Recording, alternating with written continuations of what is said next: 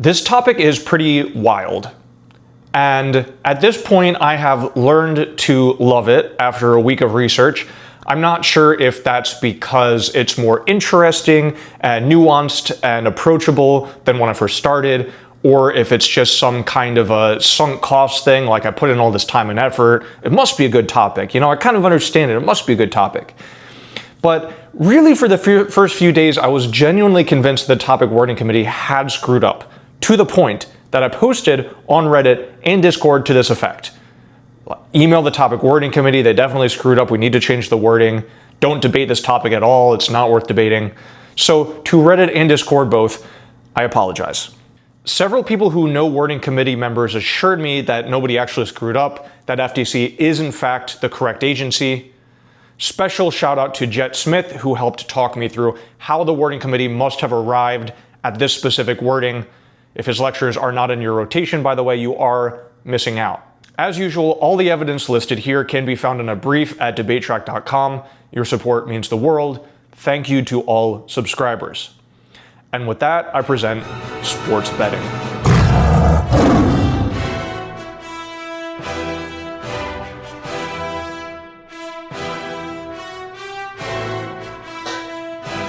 Much like with the last topic, this presentation will not be clean AF and neg. I don't think that's the best way to approach this topic. Here are the AF arguments, here are the neg arguments.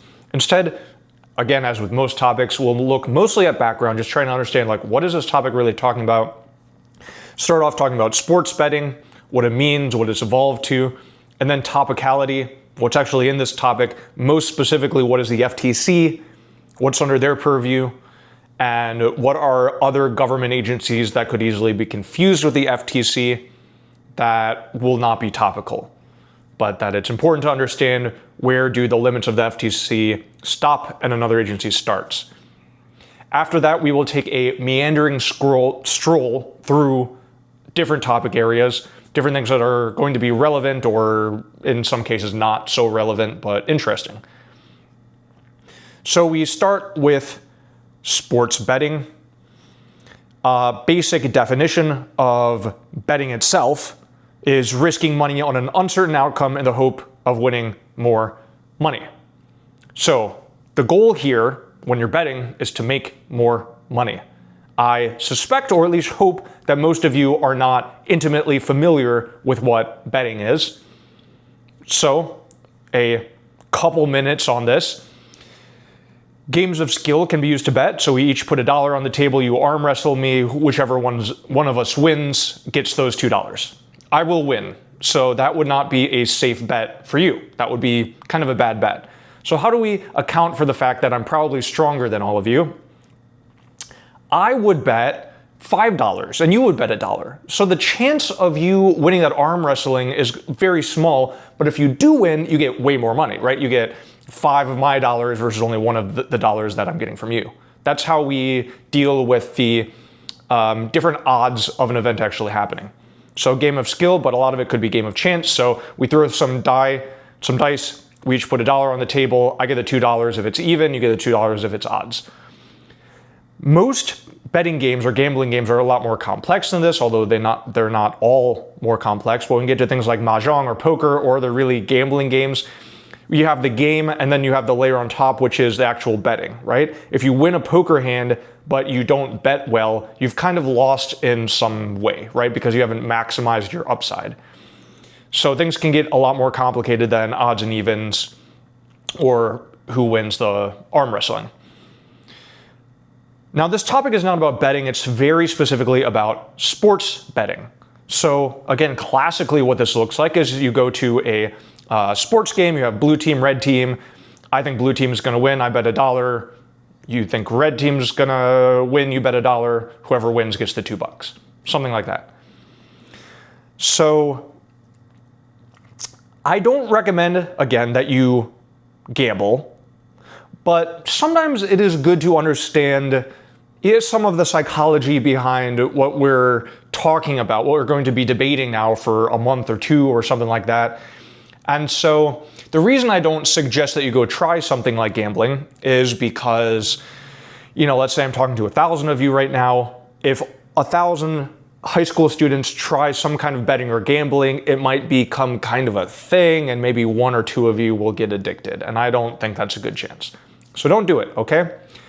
But if I was talking to adults who did want to understand it, something that they might do that you should not do is go online and look for free slots and just spend 5 or 10 minutes hitting the slots to see if you can kind of put yourself in the mind of someone who might do that. If you were an adult and wanted to understand this, something you should not do, you might bet $1 on a coin flip with one of your friends, or $1 on a debate match. Don't do that.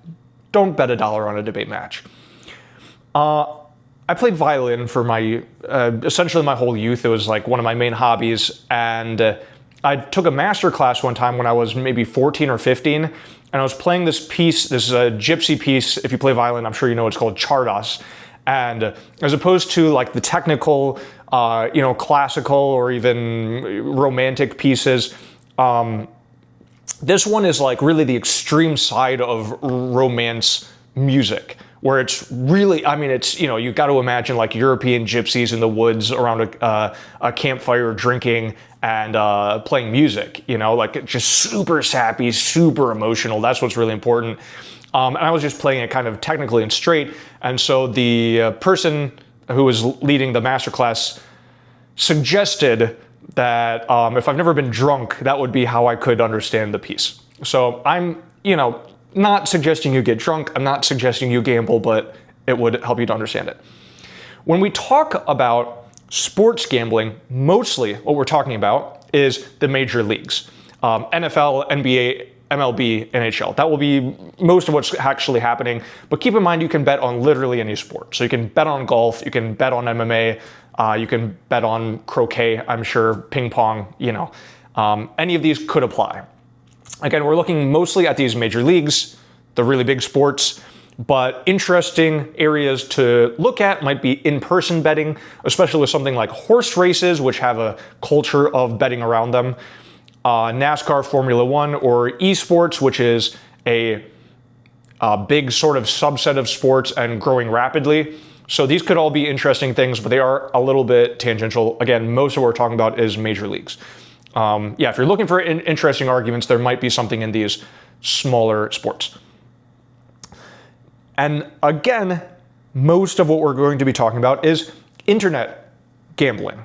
The reason being that 90 to 98% of the sports betting market, depending on the state, happens online on apps like DraftKings and FanDuel. So that's most of what we're going to be talking about.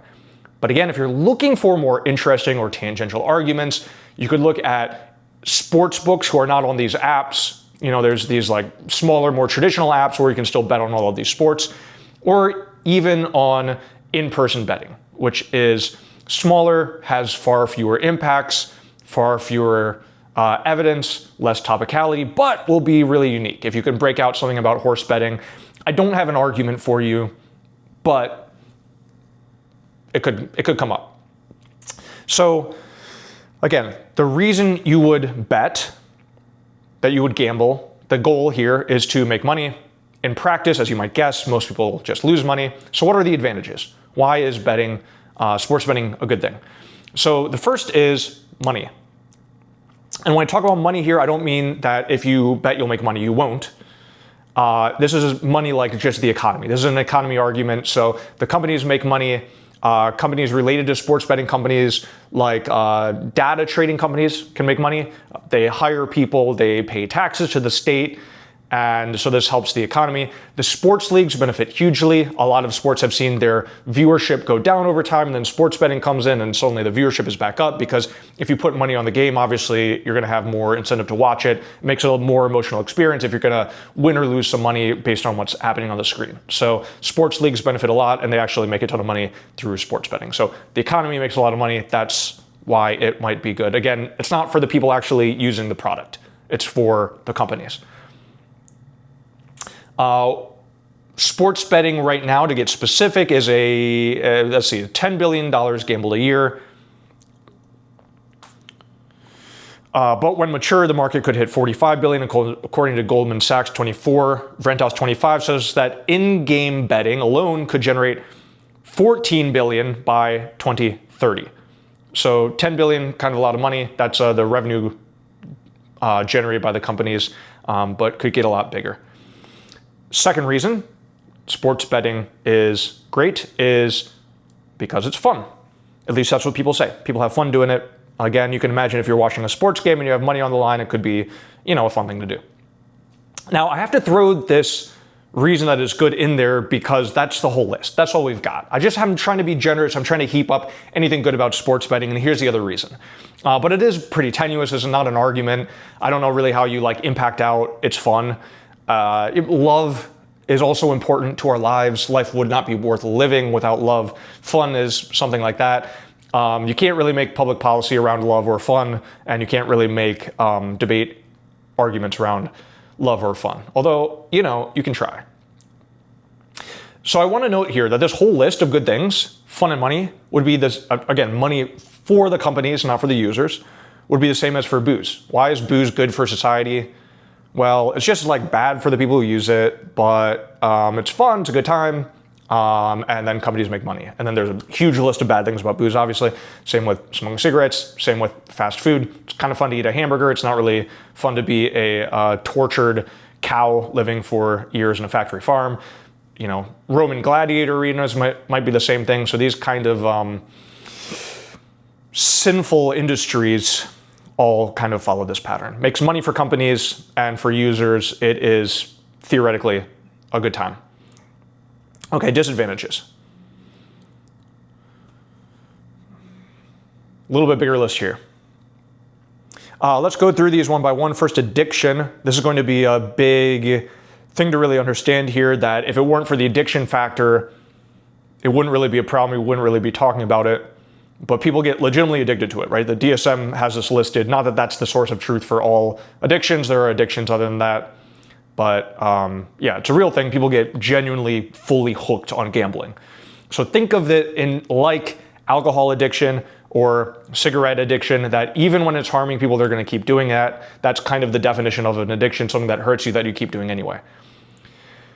This can also lead to a downward spiral. Again, if you're losing money and you keep doing it, you'll keep losing money. You might do that because let's say that you're down $10,000 and you put a bet that could win you $30,000.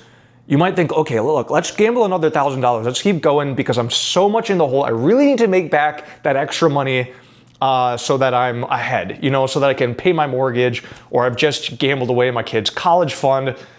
My kid needs to go to college. I better make another bet so I can win back that money so that I won't be in the hole anymore. Again, sunk cost, downward spiral, really common pit that people fall into trying to win back the money that they've lost. Now, that is just part of betting. If you're betting on coin tosses, you could fall into this. I'm sure there have been people who have ruined their life on coin toss bets. At least one person out there in history. I'm sure it's happened.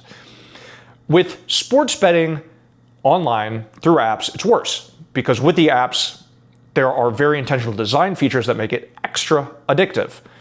So you get personalized notifications right on your phone, including through AI, which learns when you're most likely to bet and who is most likely to bet and lose money. And then the system will send you notifications in that time to try to get you very specifically to give them way more money. In fact, Shepard 1125 says that these notifications get pushed out more to losing bettors. If you start winning money on the app, they don't want you to play anymore, or they don't want you to play as much. They want people to play who are losing so they get more money. That's how they make money. And then there's a number of what are called dark patterns, which are just app design features that you'll probably recognize from plenty of other apps like social media. Social media sucks away your life force, your energy, your time. It's kind of a vampiric demon in all of our lives. But sports betting maybe is even marginally worse because it also steals your money. At least doom scrolling TikTok doesn't steal your money, it just steals your life. I don't really know what's worse, actually. So some of these things, frictionless signups, one-click deposits and bet. So it's super, super, super easy to just spend all your money. There are safety tools on almost all of these apps. That's one of the big industry defenses, like, hey, it's just free will, the customers want it, let's give the market what it wants. There are safety features, you can use them if you want to. In practice, very, very few people find them. or very few people use them. One of the reasons is that they're difficult to find on purpose. It would also be nice to know while you're playing the game how much money you've lost. Apps don't show that, of course, because then you'd probably stop. And then it should go without saying that these things are on your phone. So they're always with you, right? If you smoke cigarettes, you at least have to go to the store. With a sports betting app, you can play it in bed before you go to bed. When you wake up in the morning, play it in the shower. People do this. So the design of the app itself, especially on your phone, is just an enormous recipe for hugely addictive behavior. But it gets worse. The actual gameplay is also designed to be very addictive. So 3 big features of gameplay itself that makes it much worse in, let's say, the modern era, that makes it much worse than just betting on red team or blue team and then watching the game for 2 hours and then collecting or losing your money. That would be one thing, but in the modern era, it's much, much worse. In-game betting means that as you're watching the game, you can bet on things that happen during the game.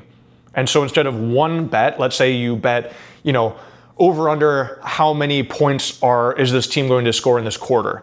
Now suddenly you have 4 opportunities to make a bet instead of just one at the beginning. So you can bet more money, you can hit this dopamine trigger more quickly, which will lead to more addiction. 78% of people who make in-game bets face the criteria for problem gambling, according to Ventus 25. That's feature number 1. Feature number 2 is prop bets.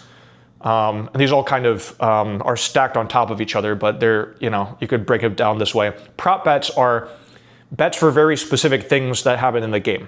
So who will score the next point in an NBA game? So let's say, you could bet at the beginning of the game who will win. Okay, that's not so bad. You could bet for each quarter. Okay, that's worse. But you can bet for each point, right? Who will score the next point? So now you have dozens and dozens of opportunities during this in-game betting to make more bets, trigger that dopamine again, to spend your money, to trigger this really compulsive OCD addictive behavior. Micro bets include nearly real-time bets. For example, like which team will score the next point, or you could imagine in a baseball game, like, will the next pitch be a ball or a strike? That means every time the ball is thrown, you can make a bet. So prop bets, especially with in-game betting. The last is parlays. These are strung together events where if you win all of the events, you win some amount of money. So an example, let's say that you, again, are watching a baseball game. You might say, bet number 1 is that this player will score the first run. Bet number 2 is that, there will be some specific batting average for, one of the teams. And then number 3 will be, how many pop flies to left field are caught. Let's say I think there will be 3 pop flies to left field that will all be caught. And maybe, let's say the chance of all of these things is 10%. 10 times 10%, 1% times 10% is 0.1%.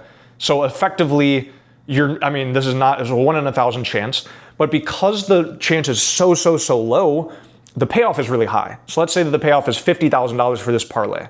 Now, if you're making this bet, you're not going to be focusing on the 0.1% chance of winning, i.e. you're not going to win. You're going to be looking at this number, $50,000. This is another very, very addictive part of this modern sports betting infrastructure, that you can get these huge payouts for super low events during in-game betting, especially with prop bets on very specific events.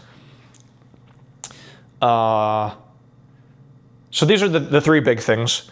I will note, and I'll note this later, but this is probably not topical. So if you think of the FTC coming in and stopping these things from happening, that is probably not topical. That can't be part of your plan, but it's important to understand, especially in the context of why are these things so addictive.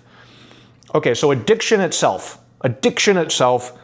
is a harm, but you might guess what the next harm is if people are betting all the time. financial harm. So 75 to 80% of sports bettors lose money, 1 to 5% make money, which means that if you are breaking even, you're doing much better than most people. If you just lose $0, that's pretty damn good for sports betting. And again, a very few percent make money long term. Specifically, so in 2018, the Supreme Court legalized sports betting in America. And so after that, each state sort of one by one has been making it legal. Some started in 2018 and then 2019, and now many states have legalized sports betting. So we can take a look at the state that legalized sports betting and the ones around them that still had it illegal, or just compared to the nation, and we can see what is the effect of sports betting on that population. These people have access to sports betting. These people don't. They're similar populations. What's the difference? We found some things from that. Credit scores go down. Bankruptcies go up.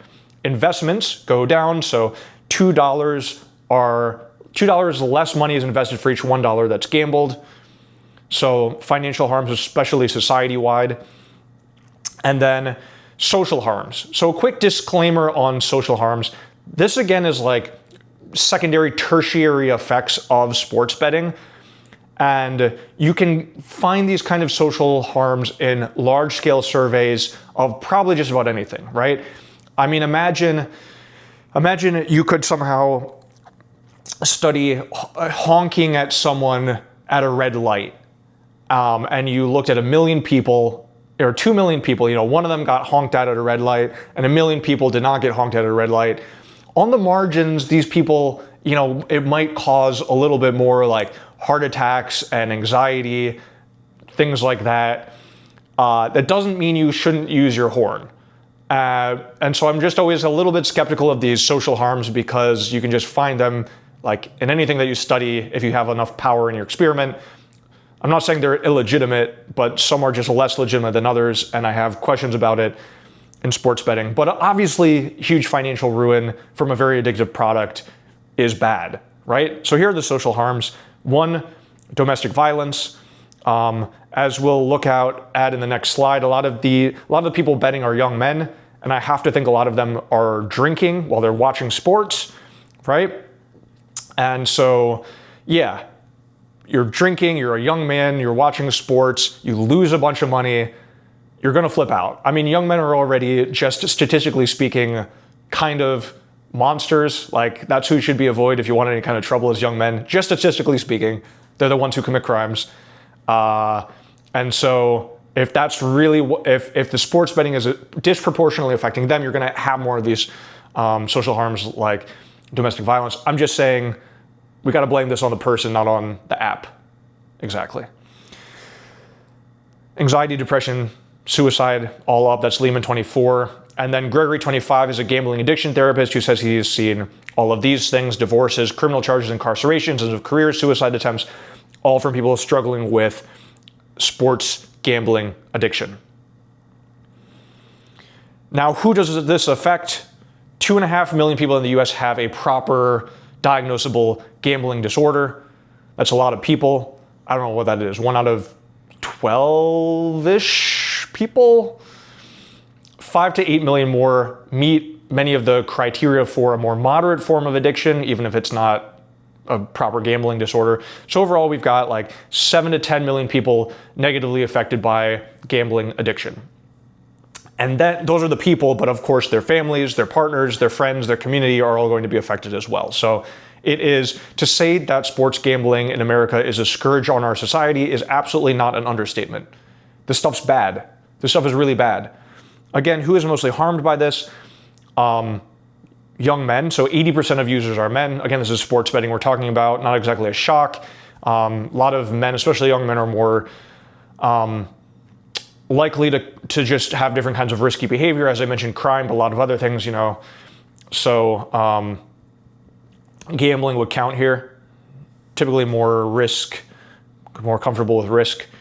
So if you wanted to have an anecdote about something related to sports betting, I would talk to if you know any like college guys, I would talk to them about sports betting. You can get some anecdotes. People could definitely make up anecdotes about any young man in college that they know. You shouldn't do that. I'm really serious. You shouldn't lie, even more than you shouldn't gamble $1 on a debate round, even more than that.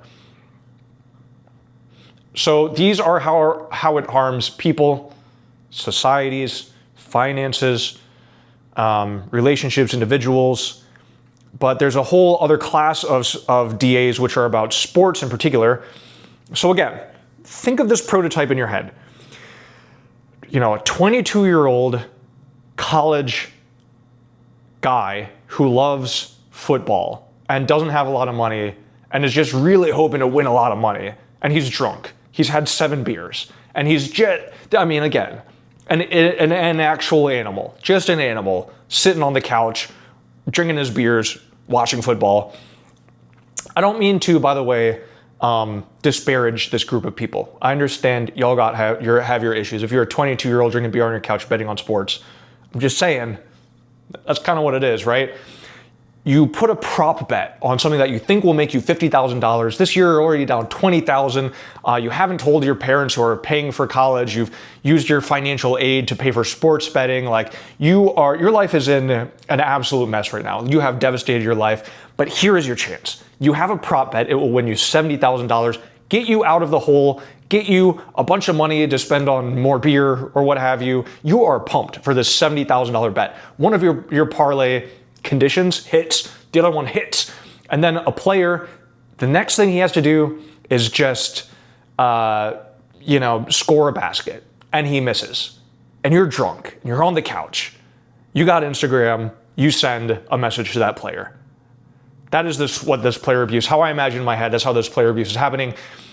Jane25 talks about players in the MLB and NBA regularly receiving death threats thanks to legalized sports betting. This card has a lot of examples from actual players who talk about this. So really bad for players. As far as I know, nothing has actually happened in terms of someone taking action. Again, this card talks about threats to people's families, and again, I don't think any families or players have been targeted yet, but they will be. They certainly will be at some point. You just better bet they will be if something doesn't change. Player abuse, also player scandals. So again, if all a pitcher has to do is throw a ball or throw a strike in order to make someone a bunch of money, then it's so easy for that one player to impact the game. If they just know, look, 3rd inning, 2nd pitch, throw a ball, I'll give you $10,000. A lot of them will do it, and a lot of them do it. So these are the player scandals that involve cheating. Some of these people have been caught, of course, but sometimes years after they started. So there's just been years of them cheating in the game, and then they get caught. Some of them get caught, certainly not all of them. You might also think that these players make a bunch of money. Why would they want that extra $10,000? What does that even mean to them? Interesting psychological reasons why you might cheat outside of just getting money. Maybe it's a buddy of yours and you think you're doing them a solid, or you've just, you're a major league sports player. You don't lose. You haven't experienced failing at things in life. Why would now be the time that you fail and get caught? So a bunch of player scandals have broken out, including some arrests, and that hurts sports credibility, that people just can't trust sports. You see someone mess up in a game, did they mess up or are they cheating? You don't know. It's really hard to know. Here's Mastrangelo25, quote, "A string of scandals involving illegal gambling and alleged game rigging in pro sports is getting the attention of lawmakers, with some arguing Congress should have a greater role in shoring up the integrity of games and regulating sports betting." Mastrangelo25. So across the board, bad for sports. Okay, what are the implications of this long list of DAs? I do have enough battery. I hope I have enough time. We're at 2.7K. We're not at 4K. I should have plenty on my memory card. The federal government should do something about sports betting. I think this is a little bit hard to argue, or at least something should be done. Maybe not the federal government, but something should be done about sports betting. The norm right now in the US is to have federal regulations on a lot of these harmful industries like alcohol, cigarettes, guns. Gambling, though, is different in that states have historically regulated different kinds of betting, namely lottos, state lottos. Most states have some kind of a state lotto, so they have decades of experience running the state lotto, having regulations for it, controlling that, taxing it, all of that. Sports gambling in its current form is kind of new. Again, with this in-game betting, prop bets, apps, that's all relatively new. So it hasn't reached a level where people are even talking about the federal government getting involved until, several years ago. But historically, states have been the one to regulate betting, but there is precedent in other industries for the Fed to get involved. In any case, what we're not talking about here is sports gambling, good or bad. That's not something we're going to be talking about. We do have cards that defend sports betting being fine, or at least reducing impacts by saying it's not as bad as the AF team is saying. So that's a potential angle for, impact reduction, but we're not really arguing is sports gambling good or bad. That's not the question here. As I said, and we'll talk about this more in our meandering section, but there are some better things about states doing it, namely that they have a lot of experience. Okay, let's talk about the topic now. We're on to topicality. We're done with sports betting. So regulatory framework, that just means rules or laws. So these are usually passed through Congress. Congress is the one to make laws. The FTC is part of the executive branch, so they should be enacting the laws, but they also can make rules. If there's a law that Congress passes, the FTC can say, okay, this is what businesses have to do in order to follow the law, if that makes sense. So this can happen through Congress passing a law or the FTC just writing new rules for something.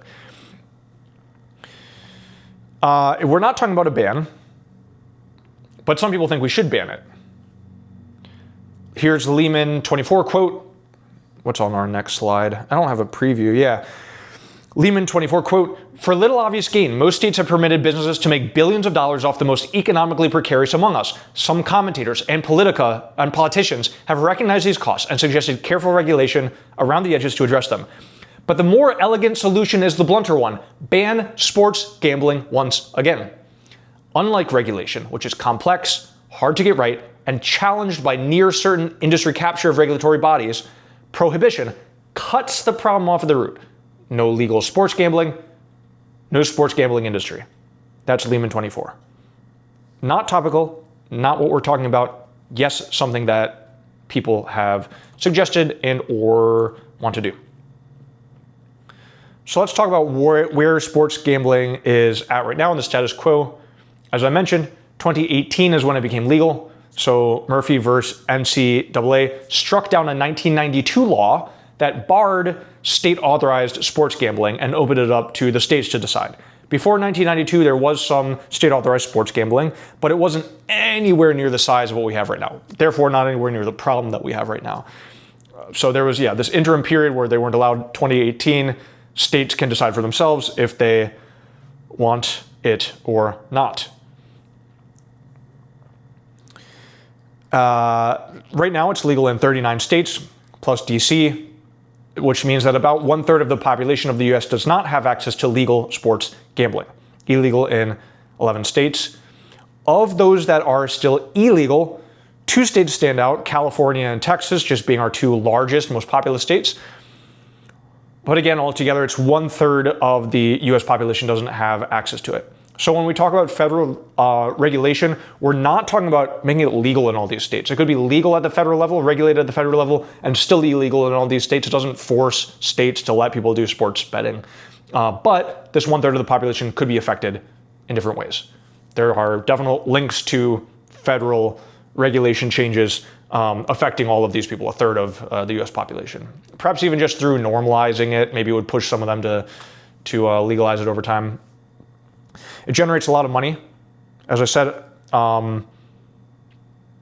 don't know if I said this number, but Gregory 25, 150 billion was gambled in 2024. This is what's called the handle. If you see the handle, that just means how much did people actually bet total altogether. A lot of that is like the same dollars bet over and over and over, right? I bet $100, I win 150, I bet 100 again. That's the same $100, but now it counts as 200. So it's a huge number, but a little bit less crazy than that sounds. 150 billion gambled in 2024, which generated 18 billion in revenue for the industry. Demographics, 39% of Americans have bet on sports in some way. 19% have a sports betting account. So almost 1 out of 5 people have an online sports betting account. That's a lot of people. But as I mentioned, disproportionately men. So 50% of men aged 18 to 49, missile 24, have an online sports betting account. So again, mostly young men, with some exceptions. And again, yeah, 18 to 49 is young. So you don't really get middle age until you're 50. That's the new rules. If you're 49 or under, you're young. If you're 50, you're still kind of young, you know? If you're 70, kind of young. All right, FTC policies. This will be, again, very, very important to understand, like what actually falls under their actual purview. When we're looking for a regulatory framework that can apply here, it should be something that the FTC is able to do, right? Let's say it's regulating agriculture around sports betting. It doesn't apply. The FTC doesn't regulate agriculture. That's not their job. It should also be something that doesn't exist. The FTC is a pretty old agency, so they have a lot of laws already. And for the AF team, you have to say why we need new regulation. For the NEG team, you might be able to say, look, AF is proposing this regulation, and the FTC already has it. So maybe they need to enforce the regulation, but we don't actually need new regulation. There's no point in that. And then obviously something that would be good is always going to be part of the debate, like, would this regulation even be good or not? Yeah, so something that's outside of the FTC purview, again, that would also just be states. The FTC is part of the federal government, so any regulation that the FTC imposes would be regulation from the federal government, right? So this is the sweet spot we're looking at for AF. FTC purview doesn't exist and would be a good thing. So you're trying to stuff things in that star area there in the middle. NEG is trying to take things out. If NEG can say any of these things, like it already exists, so not unique, or it's bad, like outweigh on harms, or FTC purview, it's not topical, then NEG can win on that particular argument, at least in theory. So this is what we're looking to do here.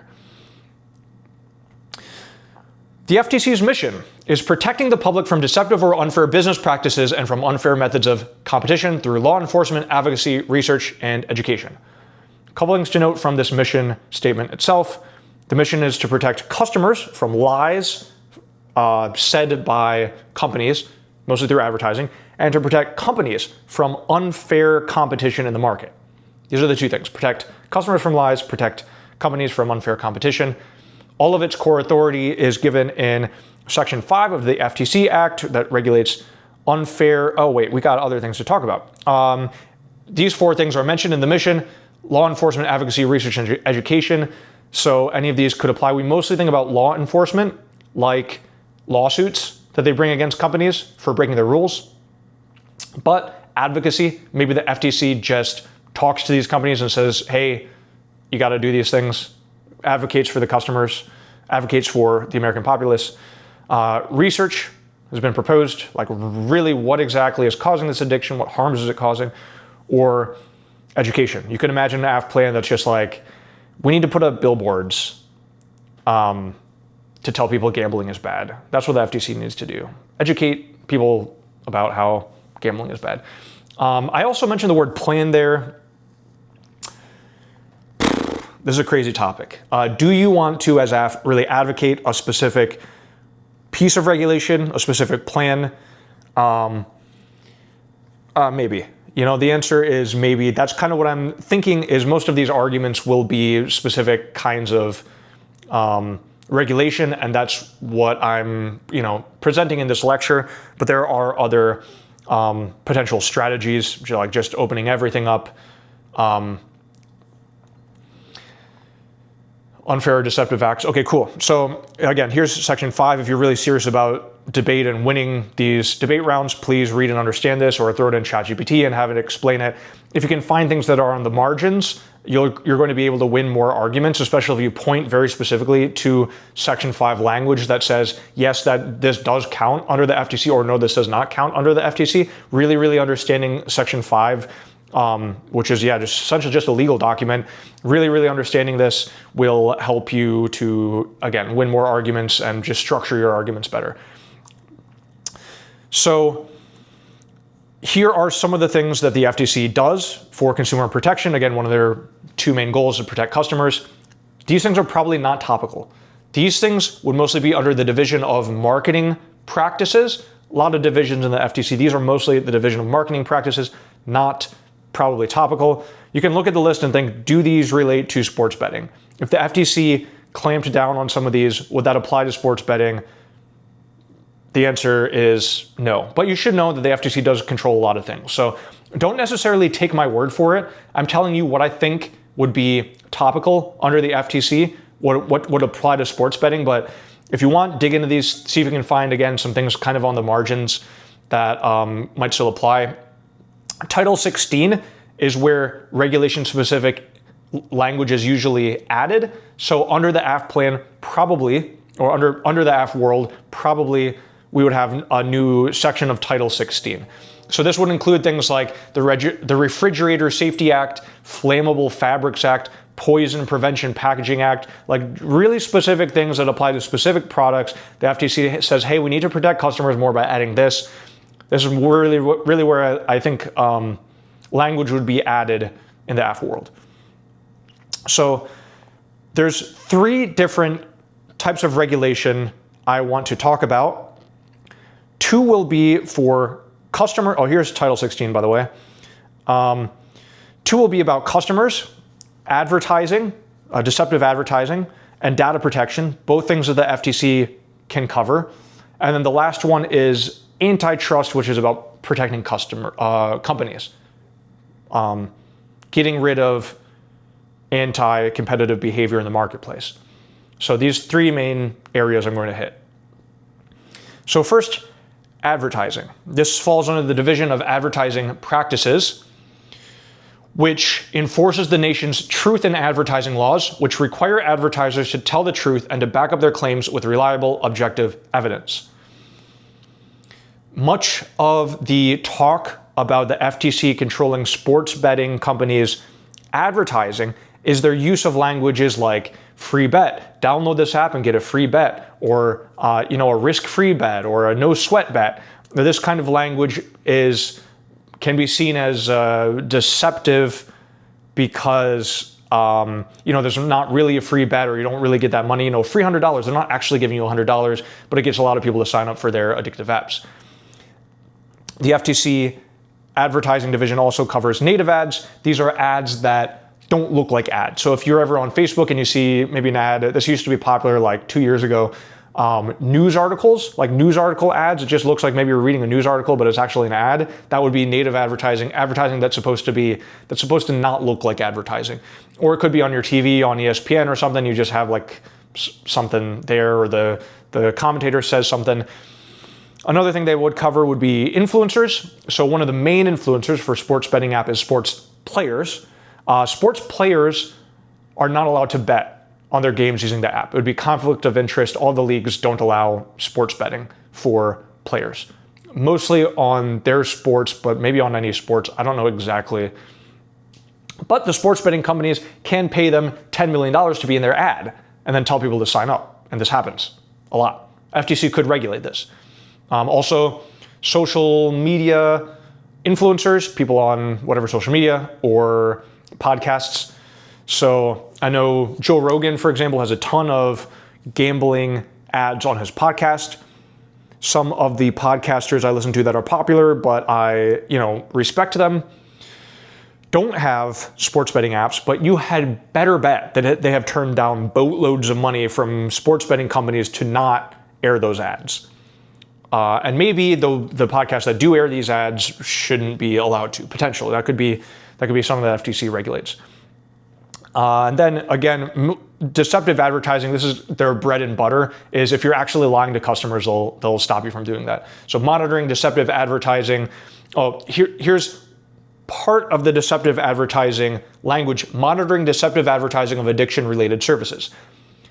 Mostly refers to drugs. So like recovery services, rehab, things like that. The FTC can control the language here. But it just says addiction-related services. So under the strict language, it definitely could apply to sports gambling as well, which, as we've seen, is very addictive. So, in America, we have free speech for people, mostly, unless they arrest you while you're giving the free speech. In theory, we're supposed to have free speech as citizens. It doesn't apply to companies, to corporations. The government uses the central Hudson standard. That's the legal standard by which we say, is the government allowed to get involved? The government can step in to control commercial speech if it concerns lawful activity and if the government interest is substantial. So government interest would probably cover a bunch of your citizens are going bankrupt or falling into some kind of financial ruin. That would probably apply under the central Hudson standard. The government, on balance, wants its people to be rich and profitable so they can pay a lot of taxes. The government wants more money that you make, the more money it makes, so it is happy if you make money. There's a concept called unjust enrichment that also applies here. This means a company makes a ton of money by selling something to consumers that harms the consumers, and then who has to take care of those consumers or deal with that harm? Society, the government at large. So smoking is a really good example. Cigarette companies make a bunch of money selling to consumers. Those consumers get sick. Who pays for their medical bills? In part, it's society or the government. In part. A lot of them just go bankrupt, of course. America. Again, this would really obviously apply to sports betting companies. They are ruining people's lives and society pays for it, not the companies. Let's look at some of the evidence we have for advertising. So first, Carney 25 talks about how it's morally wrong. Great quote. Because we live in a hyper-individualistic age, it's common to say, why do you care if other people spend their time and money on baseball prop bets? After all, we Americans try to let other people live their lives. Now think about the morality here. If your brother ran one of these apps and admitted to you that they are engineered to become addictive and that they are exploitative and rigged, would you shrug your shoulders and say, hey, capitalism, every customer is a willing customer? Or would you say, man, repent, change your ways, you're ruining people's lives? Carney 25. Conrad 24 says that regulation is needed. Conrad has a number of proposals, including increasing the mandatory warnings on sports gambling ads to make the warnings more effective. So, imagine you have a minute-long ad. You could mandate that 20 seconds of that ad has to be about the dangers of sports betting, for example. Same way as like cigarette packs have pictures and warnings on them. Warnings, I think in America we don't have pictures, do we? A lot of countries, most countries have pictures. Davis 24 talks about, Conrad 24, the safe harbor. This one's interesting, probably not topical, but it is interesting. Something he suggests, which is blocking off certain times and places that you're not allowed to show sports betting. Under current regulation, I believe, I could be wrong, if the audience is likely to have a lot of kids in it, like 20 or more % kids, something like that, you're not allowed to show the ad. So don't show gambling ads at schools, things like that. But having more regulation around safe harbor, I believe, would fall under the FCC, not the FTC. As I understand it, it's very complex. I've been looking at it for a week. Double check every word out of my mouth, or at least that one, FTC versus FCC. Warnings certainly would fall under the FTC. Davis 24 talks about solvency, like it could actually work. Increased regulation on advertising by mobile sports gambler operators could limit those who participate and reduce problem gambling. As it stands today, regulation on advertising is minimal, and the FTC, which investigates ads, does not appear to be focused on the gambling space. This is one of the huge areas for AF, advertising. Second huge area for AF, data protection. This is under the FTC's Division of Privacy and Identity Protection, which oversees issues related to customer privacy, credit reporting, identity theft, and information security. This includes any kind of data security, how they keep your information safe, how they store it, how they collect it, the use and sale of the data. So if you collect a bunch of customers' information and sell it to someone without their permission, then that's a breach of the law. Right now, we have no comprehensive national data law, unfortunately. So AF regulation could fall under some kind of a comprehensive national data law. The EU has an analogous law, GDPR, which covers all EU citizens in terms of how companies are allowed to use their data. We have the Gramm-Leach-Bliley Act This applies only to financial institutions, but it could be a area where you get confused on because it seems like it should apply to sports betting. Sports betting companies are not financial institutions. They're just not. Technically, legally, they're not. So that's all you need to know. They're not financial institutions. Banking laws, mortgage laws, insurance laws don't apply to them. That would be Gramm-Leach-Bliley Act. So this is an area ripe for more sports betting legislation. If you want sort of the example of what this would look like in practice, you can look at the American Privacy Rights Act. This would be the comprehensive national data law. But it has not passed. I believe it was introduced to the House and didn't get farther than that. I believe that's what happened. It was a couple of years ago. But it would be a template for what comprehensive national data law would look like. So if you do want to run anything on data protection, I recommend this card. You might see Gordon. She is a lawyer in Las Vegas. One of the best cards I've found on this topic altogether, although she has like almost no digital footprint, so I can't find out much about her, but really, really, really good card. Most of, I think like 5 out of the 6 data protection cards I have come from her. Let's look at some of that evidence, by the way. Gordon 25 talks about vulnerability, scale, and vectors. All of the ways that sports betting companies, industry, apps are ripe for attacks. Digital gaming platforms are particularly vulnerable to cyber attacks. You have to think, if you are a cyber criminal, you are looking for some kind of prize, some kind of a gold mine, and you again have 20% of Americans with sports betting accounts. They have all their personal info on their social ID, address, date of birth. Know your customer laws require that they actually know who the person is, which means a lot of times you need ID and like really personal information, plus also the financial data. You're changing money, right? So checking account information, things to deposit money and take money out of the account. So tons and tons of really, really good information for a criminal on 20% of Americans. Hugely valuable thing to attack. Gordon 25, the handling of sensitive financial and personal data renders online betting platforms particularly vulnerable to cyber attacks aimed at exploitation through theft, extortion, and fraud. Again, this is millions of users. So talking about the vectors, again, Gordon, vulnerabilities in mobile payments, Internet of Things devices, and third-party services further expose gambling systems to exploitation, necessitating robust security measures to protect a patron's trust. End quote. So regulation is needed on this front. State laws are inadequate.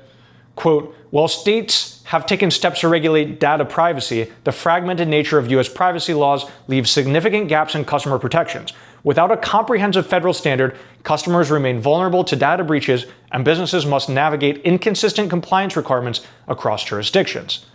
So here's also an argument for why the federal government would be better than states, because it's better for companies, better for businesses. Again, businesses must navigate inconsistent compliance requirements across jurisdictions. If you had one federal code to follow instead of 30 different state laws to follow, it would make it easier.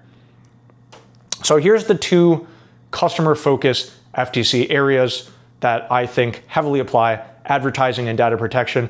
Again, many other things the FTC does, I think they're less applicable, but worth looking at. And definitely worth understanding, especially if some other teams might try to run some of that stuff. Next, third area, the last one that I'll cover, is antitrust. ASIL 24 says a couple Congress people want data protection laws to apply to sports betting. Peacock 1125, I have none of this in my notes, only in my slides. Peacock 1124 says that this kind of data protection will not hurt state rights. So that's going to be one of the big arguments for neg, like you're taking away the rights of the states. They should be able to make up their own minds about what they do around protecting data. Peacock 1125 says that, I don't know what it says, I don't have it in my notes, but something about how it won't harm states' rights. Okay, moving on to businesses and antitrust. So FTC regulation, quote, the method of competition in business must be unfair, meaning that the conduct goes beyond competition on the merits. That's what That's what is required in order to get FTC regulation, is you are competing unfairly, going beyond the merits. Merits would be in competing in the marketplace, you have a better product. That's a merit. You should win more if you have a better product. You hire better employees. You're able to offer them better benefits or recruit them somehow better. Okay, that's based on merits. Lower prices, that's a classic one. Okay, that's competing on merits. But if you're colluding with other businesses to, for example, force other businesses out so that they can't compete based on price, on quality of product, on employees that they can get, these kind of merit-based things, then it's considered unfair and considered antitrust. So here's a few examples of what that could look like. Price fixing. Let's say that there's 5 Apple suppliers in town and they all get together and say, look, apples are going to be $1 a piece now. We're not going to price them any lower. Now, if you want an apple, you got to pay at least $1. So no one can compete on price anymore. You can't have a 50-cent apple because all the Apple CEOs just decided that apples are $1 now. That's price fixing. Market allocation, which is, 2 big Apple companies. Look, you take the west side of town, I take the east side of town. We'll just split it up that way. That way, we can both kind of dominate these markets, but we won't compete with each other. That's anti-competitive behavior. Bid rigging, collusion in auctions or procurements. Maybe the big Apple distributor says that, look, we're only going to give contracts to you two as long as you hit some kind of a price. This third party who's trying to get into the Apple scene, make sure you bid above him. We'll always give the bids to you. This Apple example is not working at all. Exclusive dealing, locking up distributors. So again, maybe I give a bribe to the Apple distributor. I say, look, just sell apples to me. Don't sell apples to that guy. You can't. So locking up distributors or customers to block rivals. So those would all be examples of anti-competitive behavior that could apply here. But the big one, the big sexy one that everyone talks about, that's in all the TV shows that everyone thinks about when you think about antitrust, and that would apply to this topic, more specifically, would be monopolies. Meaning, one big company, they control the market, they can compete on everything so that no one else can get in. Maybe they intentionally lose money by pricing everything so low because they have a lot of money, so they can lose the money, and that way customers all go to them. No one goes to these other people. They're a monopoly. They're controlling the whole market. This applies because FanDuel and DraftKings have 80% of the market altogether. In fact, the two companies tried to merge together into a monopoly. In 2016, the FTC protected the customers. They filed a lawsuit that would prevent the deal. However, there have been accusations of the two colluding anyway. They weren't allowed to form one company, but many people have accused them of collaborating anyway on anti-competitive behavior. So this is something that the FTC could crack down on. Buyers24 talks about this. A pair of senators are urging the FTC to investigate alleged anti-competitive behavior by FanDuel and DraftKings. The failed merger happened in 2016.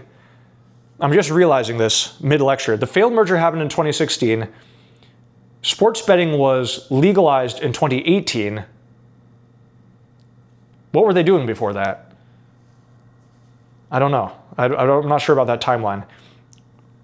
So again, very importantly, I've mentioned this before, but worth saying again, substantive gambling changes don't apply to the FTC. So actual ways to change the nature of the games or the betting, that is not under the FTC's purview. So that would be non-topical. Okay, let's talk about other agencies. Again, this was going to be like a real confusing thing. I'm going to try my best to explain some of these differences, but you really need to understand these differences yourself. Again, use ChatGPT to explain these, give you a bunch of examples, quiz you on it. Really try to understand the differences between, because there's all of these agencies, there's a little bit of overlap between them, and especially from the outside, it's really not clear where the boundaries are. So CFTC covers prediction markets. Prediction markets are going to be apps like Kalshi and Polymarket. If you hear these two companies, Kalshi, Polymarket, anyone's bringing up evidence about it probably doesn't count. But especially at lower levels, or anyone not watching debate track lectures, could confuse FTC and CFTC. In fact, that is what I was confusing. I was seeing all this evidence about CFTC. I'm like, wording committee got it wrong. They don't know the difference. They totally know the difference. So not topical. This is the CFTC, not the FTC. They're covering prediction markets. We'll talk a little bit about that later. Because although it's not topical, it is interesting and relevant to the topic, you know? The important thing, these prediction markets are contracts that are set up by the companies between two different players. So let's say that I want to bet on what the weather will be tomorrow in Grand Rapids, Michigan. No one else wants to bet on it. I'm not going to be able to bet against Kalshi or against Polymarket. I need someone to fulfill that other side of the contract. Same way as stock trading companies. Like if you go on Charles Schwab and buy a share of Walmart, you're not buying that from Charles Schwab. You're buying that from someone else who owns that Walmart share. They're just setting up the trade. That's what these prediction markets do, whereas the sports betting apps, you're betting against the house. You're betting against FanDuel. They have a bunch of money that, can change hands that way.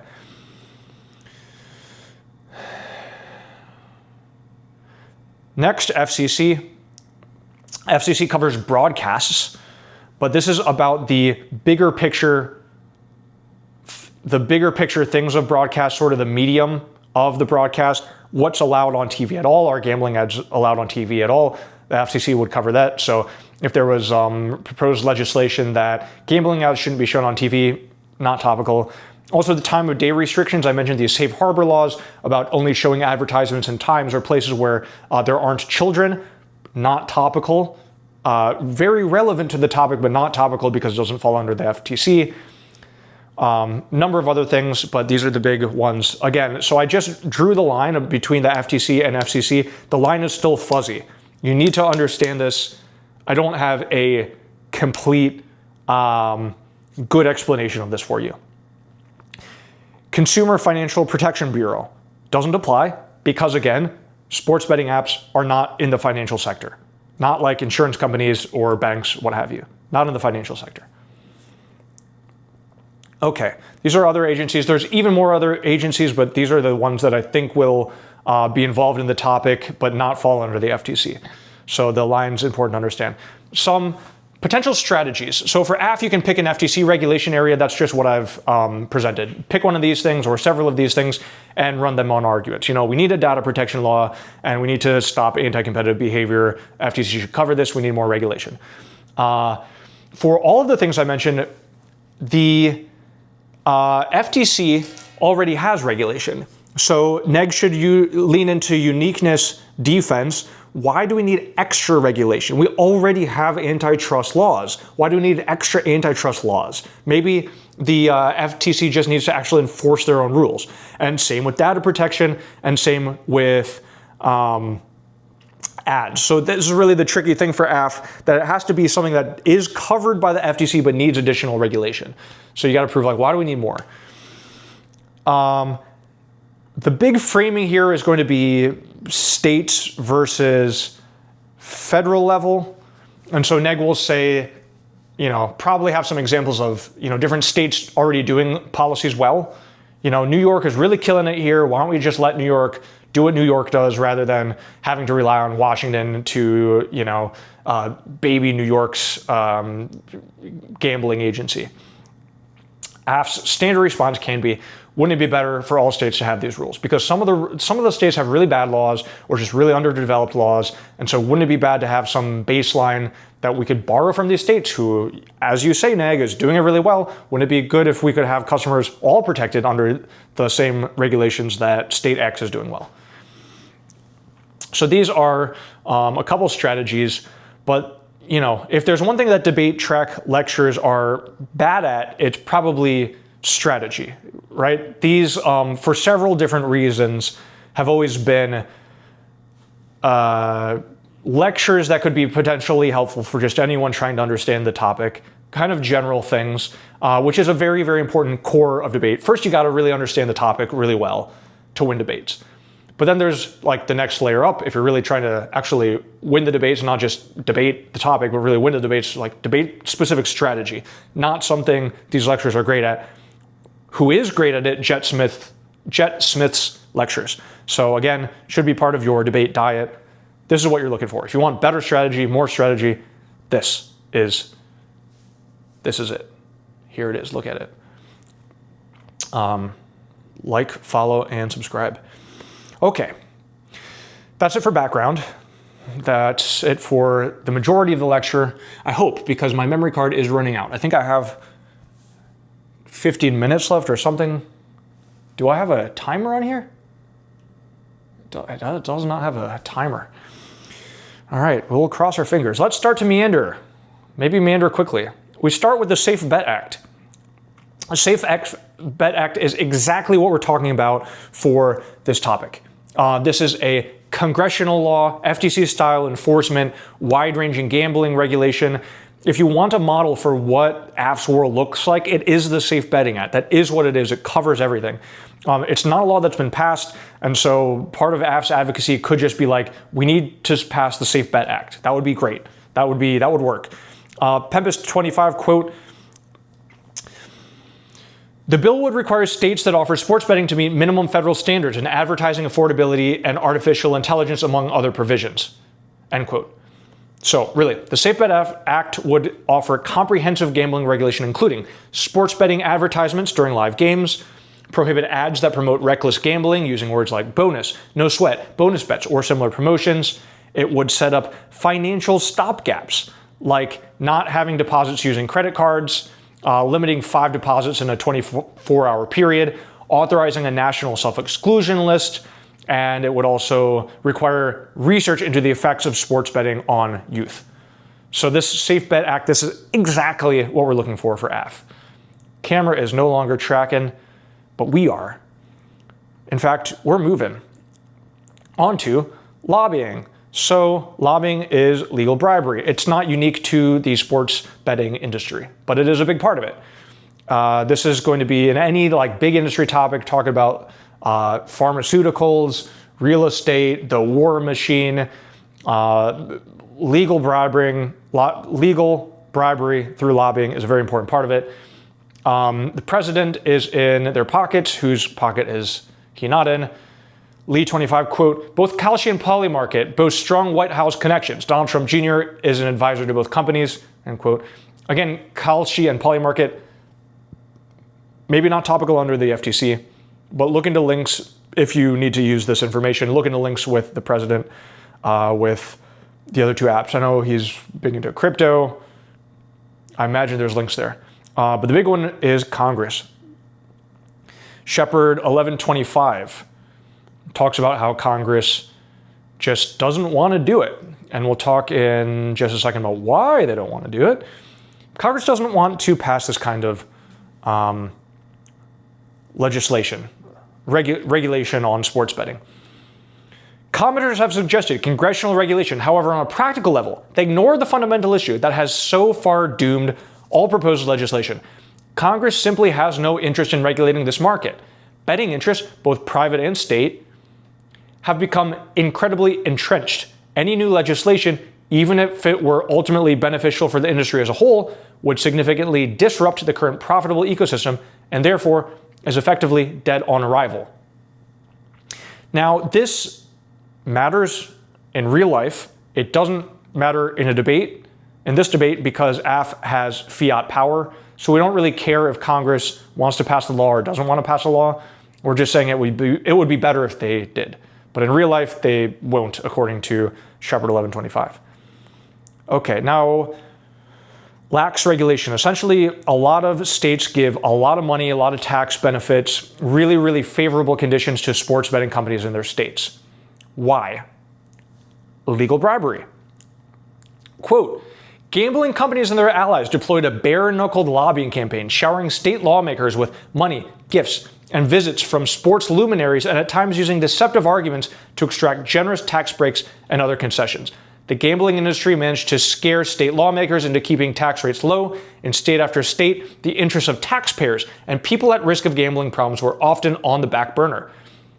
The result of the lobbying campaigns have been stunning. 31 states and Washington, D.C. permit sports gambling either online or in person. Many of these states did so on terms that were remarkably favorable to the gambling industry. Few imposed restrictions on companies using promotional offers. In 18 states, the promotions are not only permitted, they're also tax deductible. End quote. Two notes here. I have Congress here, which is in the Shepherd card. This lax regulation one is about state legislatures, not Congress. State legislatures, but still lobbying, still legal bribery. Second, just to reiterate what we're talking about here with lax regulation, few impose restrictions on companies using promotional offers. So that's the kind of thing like you hear an ad, download DraftKings, get $100 of bets on us. That's a promotional offer, right? Maybe you have to deposit $500 or bet $500 and then you get a $100 credit for more gambling. These promotional offers are sketchy, at least, and perhaps, again, under the FTC's like lying protections, because it's not actually a free $100. But again, in 18 states, these promotions were not only permitted, they are tax deductible. So I say, sign up and get $100 bets on us. That's at least sketchy, probably illegal, certainly immoral. And in a lot of these states, it's tax deductible. They don't have to pay taxes on that $100 because of their lobbying efforts in these states. If you really, really want to understand this, I highly recommend this article. So good. Just super well written, super complete guide to how did we get to be where we are. We meander to the black market. Black market is just illegal activity. It can be illegal drugs, illegal guns being bought and sold, things like that. Could be tax evasion. That's very common. So if you had a cleaner come to your house, you pay them $300 a week or whatever. That's way too much unless you have a huge house. But anyway, look, you pay them $300 a week and they don't declare any of that tax. That's black market house cleaning, right? Or you pay cash for piano lessons and they don't declare the tax. Black market piano lessons. Just anything that's not regulated and that's against the law. Gray market would be things that are legally ambiguous. Maybe it's legal in one place, not legal in another place. And so it's not really clear. It's not really enforced. Is this legal? Is it not? This would be gray market. Maybe things that are like technically legal, but just not enforced. No one thinks about it. Yeah, and then offshore apps would be just things based in another country. This would be part of the gray market. So maybe in some country you just have to be 18 to gamble, and it's overseas. And so in your state it's illegal, but you just use this app from a different country. So the black market will be very important here. AF can say they reduce the black market, probably not eliminate the black market, but they reduce it because now we have federal regulation. So we have all of these states where gambling is illegal, but even if someone gambles here, at least we have some kind of state regulation to cover it. So kind of eliminate it, maybe move it a little bit more to the gray market. Illegal by the state, but regulated by federal government. Maybe they at least get some of their taxes. Neg might say that it drives people to the black market because if you have more regulations, I mean, imagine there's, for example, federal taxes imposed. Maybe gamblers now have to pay more money, and so they would rather just, bet cash with their friends or with a sports book or in whatever other way get off of these apps because there's more regulations, it's less fun. Maybe the apps remove parlays, right? Maybe they remove in-game betting, right? Which a lot of people use, and so maybe they would move to some other thing like an offshore app or just something more illegal, something less regulated. And Neg can say that AF would expand the black market, therefore. We don't want to have a black market because legal sports betting allows leagues to actively monitor online betting. If bets are placed on the black market, this level of enforcement would not be possible. Preserves sports integrity. Again, we have these scandals that make people watch sports and think, are they cheating or not cheating?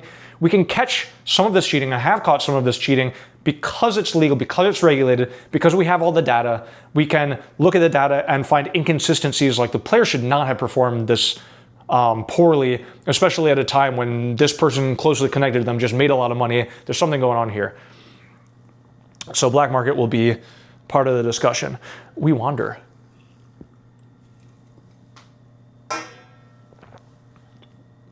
State and federal regulation will be, again, a huge part of the framing. Neg defense state rights. Are state rights actually protected or harmed? It really would depend on what type of regulation is put in place and what type of regulation the state already has. So if, a really extreme example, the US government said, fine, it's all legal all across the board, doesn't matter what states say, that would definitely be infringing on the state rights of Utah, Or, people are only allowed to spend $1,000 a month on sports betting. That might infringe on the state rights of Nevada, who has gambling as a huge part of their industry. Maybe they would make a lot less money because people would be capped in how much money they could spend.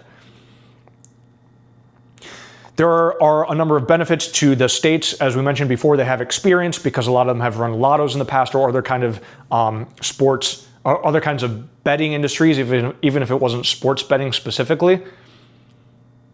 It's not really the FTC's thing. The FTC doesn't have any experience with sports betting. They're not covering it in the status quo. So states are just going to be much better at it. There are cultural differences between states, of course. Again, Utah, very conservative. They would be, as a state, against sports betting. Nevada, as a state, very pro sports betting. There's just cultural differences. So we should have different rules for different cultures in different states. That's the beautiful thing about having different states in America. We can have different rules, laws, adapting to the actual people who live there and not blanket rules that apply to everyone, if we can help it. There's an argument for speed and adaptability, again, because federal legislation tends to move slowly and change slowly, involving much more debate, many more constituents, many more interests. And so if we leave it to the states and anything changes or they need to change it, they can change it quickly compared to the federal government. And last, right now we have a bunch of different experiments about how to best regulate the sports betting industry. It's a pretty new industry in its current form, and so we want to have a lot of different experiments to find out what is really working. I always love the examples of states trying something and it working or not working. I always think about drug decriminalization in Oregon. I was thinking for such a long time, we got to do that. We got to decriminalize all drugs. That's the way to go. We got to eliminate the black market. We got to bring it all above board. We got to reduce harm. They tried it. It didn't work. They went back. But I think it's awesome. We tried it, Go states. And then last state, tax revenue, $2.2 billion in 2023. So a lot of money that the states are bringing in from state-regulated gambling. If the Fed started taxing it, would states have to reduce the tax? If the Fed collected more money, would they pass any of that on to the states? Those are open questions. One impact card, Louisiana is using some of the sports betting tax for college sports and education. Pretty cool. Side note, Louisiana, their public school system, their K through 12 system is surging. Historically, Louisiana, Alabama, Mississippi have been the worst states in like pretty much every area. Poverty, teen pregnancy, drug use, alcoholism, education, and they are killing it right now in education. Maybe if you start from the bottom, there's only one way to go. Maybe it's something like that, but go them. My state, Michigan, sucks right now. We are moving very quickly towards their place. So Michigan, let's take some lessons from Louisiana. Let's do what they're doing. Okay, so on the other side, state versus federal, these are the benefits for states, why we should stick to states, why we should not have federal regulation. This can be a big part of Neg's argument. You could just have a whole state case. In fact, I think a lot of people will have a whole state case, which is just, doesn't matter about all these cool things the FTC should do. It shouldn't be on the federal level. Like, this is just the wrong level to regulate it on. State regulation is already working. Yes, it is. Davis 24 talks about success. They've developed robust customer protections in areas like deceptive marketing and extending credit to gamblers. Regulations on these states are doing it well. Greenberg and Surndon 25 says that sports betting scandals hitting the news is proof that regulation in the status quo is working. If it wasn't, we wouldn't be catching these people. We are, therefore it's working. Okay, on the AF reply to this, again, fine, it's working great in the states. Let's have it work great for everywhere. Right? It's working great on this state and this state. Your examples, you're great, especially if Neg is using examples of specific states. Neg, maybe don't use examples of specific states or be careful with them, because this would be the classic AF reply, just let's have these great things, these great examples you said, let's apply these protections to everyone. We shouldn't be letting people out to dry in other parts of the country. Okay, on the other side, federal advantages. First is uniformity. So in the status quo, it's easy for people to cross state lines, go to a neighboring state that allows sports gambling. If your state does not, it's illegal in your state. You cross the state line, you go gamble in that state. It's too easy for people to do. But this is mostly internet gambling that we're talking about again. And so it's even easier. You just use a VPN, spoof your location in a different place.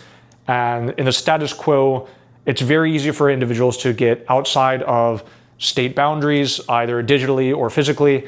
And so we need federal regulation to make sure that we have some kind of minimum regulation for everyone and not leave these loopholes open, right? What is this a quote from? Probably Gross24. The ease with which individuals can engage in sports betting across state lines via the internet demonstrates the necessity for a unified regulatory approach that can effectively manage and oversee sports betting nationally.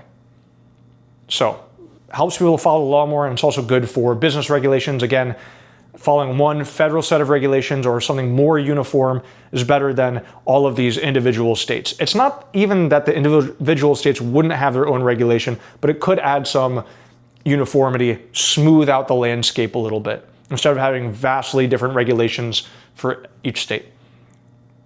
It also, on the federal level, will just set a floor for harm. So the federal government is able to say, look, gambling companies, fine, you can harm our citizens, but only this much. You can't harm them more than this, no matter what state you live in. And then if the states just want to make it illegal, fine. Or if they want to add additional regulation, fine. But the federal government shouldn't just let these sports gambling companies have carte blanche run of our phones, our young men, our, a lot of our young people's finances. So it just sets a floor for the amount of harm that can be done. Shepard 1125, commentators concerned about betting have suggested congressional regulation in the form of restrictions on advertisements, mandatory disclosure requirements, and betting limits. All of these proposals would certainly help to limit the rampant harms that have emerged in the current system. So we just said that states are faster in reacting to things. There is a similar argument for Fed, which is just that things are changing very, very quickly. If we need one set of laws that can apply to everyone in the nation all at the same time, that should be done on the federal level. That's how you do it. In programming, there's a concept of global variables or central state, which is, let's say you have 100 web pages. You're going to not make all 100 web pages separately, but you're going to have sort of templates. So let's say you have Helvetica font on all of your 100 web pages. And in each of the web pages, you just say font equals, X or whatever. And then you'll have another file that stores your font as Helvetica. Now, let's say you want to change your 100 website pages to Comic Sans. You don't have to go into each of the 100 and type Comic Sans in all of them. You just go to this central store and type Comic Sans, and now all of your 100 web pages magically have Comic Sans. That's kind of how the federal legislation works, or federal regulation works. That you can change it in one place, now it applies to everyone. You don't have to have these debates in each state, these years-long gaps in each state, sort of deciding what to do, fights with lobbyists. You just change it on the federal level and we can make it good for everyone. That's kind of the speed argument on the AF side, is the global variable argument. We have two more places to wander, so let us. Prediction markets. One more time, not topical. One more time, very interesting. Maybe there's some links here. So again, this will be Kalshi and Poly Market. Those are the two big ones. And again, they let you gamble just on anything, any normal stuff like on the weather or on something someone in a TV show will say. How many pro football games will Taylor Swift attend this season? You can bet money on that. There's all kinds of crazy ones about song rankings and iPhone app ratings. Rotten Tomatoes ratings. There's just crazy amounts of memes about this. You can bet on anything. And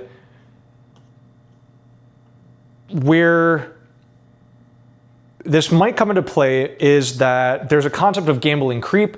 So Lipton and Vogel, that lobbying card, says that online casinos are really the direction that these gambling companies want to go in. So they're hoping that sports betting legalized across the country. Okay, that's the first step, or at least they can get into all these states.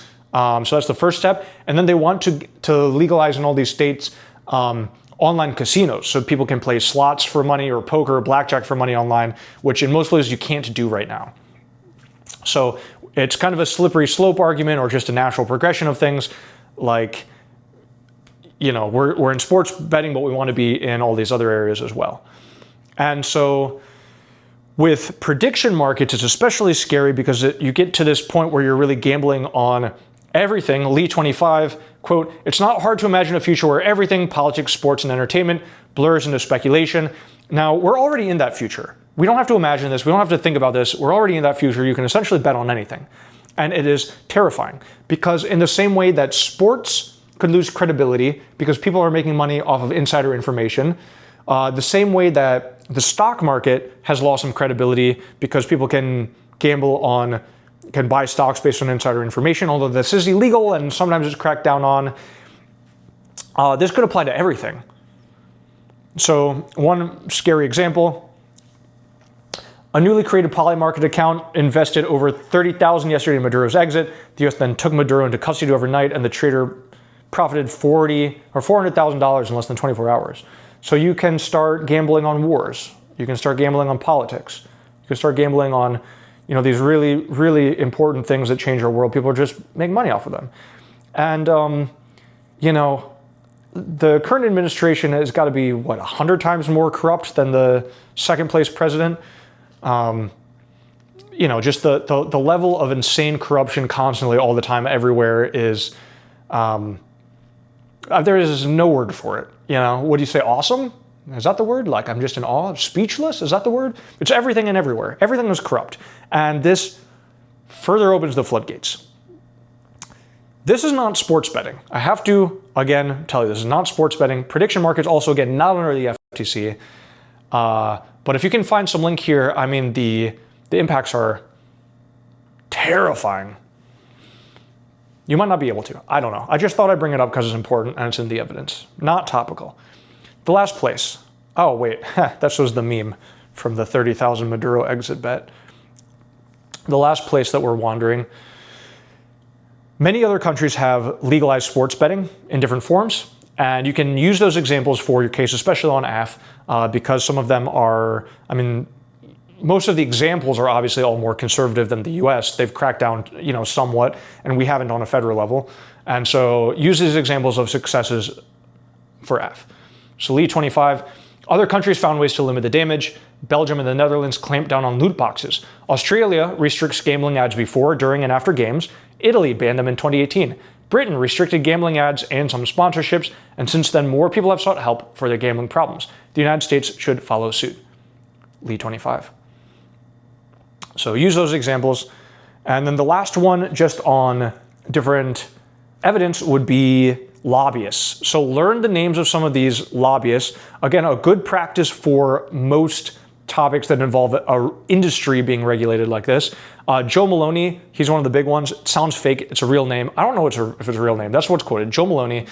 Bill Miller, CEO of the American Gaming Association, and Jason Robbins, CEO of DraftKings, three of the big players that you'll hear in some of the evidence. There's a few other ones, but if you hear these names, just be ready with this rebuttal. Like, we can't trust what this person is saying. They're a spokesperson of the industry. They're just trying to make money here. You know, this is not an objective truth about something. This is just an industry mouthpiece trying to make money. And then, obviously, if you're on the other side, a lot of the evidence is really good. So a lot of these people are really good at talking, really good at PR. They have very good words and essays. So think about using it. Rich24, interesting example. I don't think he's a industry insider, but I wouldn't be shocked. At least there's philosophical parallels between letting the states do what they want or letting people do what they want with the Reason Foundation that he writes for. The Reason Foundation is a libertarian think tank. Libertarian point of view is like, just let people do what they want. Stop trying to baby everyone. We're adults. We can all make our own decisions. That's kind of the libertarian point of view, hands-off governance. So more federal regulation would be bad in a libertarian framework. And Rich25 writes for them. He's a master's in math and economics, current PhD student at Case Western School of Medicine. And he has a whole article just attacking a lot of the big sources, talking about how gambling is bad. So again, good impact mitigation if you want to do that, but these cards do, you know, maybe defend gambling and say it's good in some way. And even on neg, you might not want to do that, but that's an option and something to use. So that has been it for this lecture. Thank you for watching. Enjoy the topic. Go win and buy my brief. It's got all the sources in it. I would appreciate your cash money. And if you don't have cash money for whatever reason, leave a nice comment, because that also enriches my soul, which is also doesn't pay the rent, but my soul is something, you know. So leave a nice comment. Thank you all. Farewell and goodbye.